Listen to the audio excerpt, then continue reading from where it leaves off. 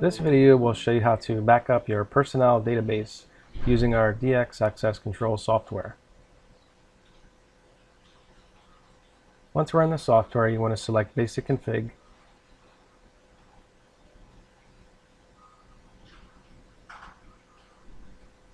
and then Personnel.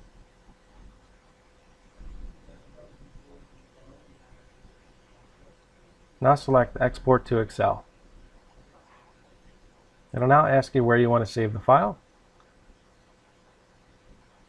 So I just created a personal backup folder, and we'll just put it in there. Okay.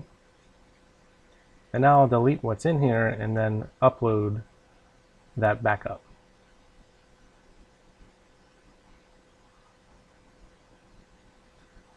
Okay, to upload, you'll just right-click in here and then import from Excel. And we'll go ahead and select the file.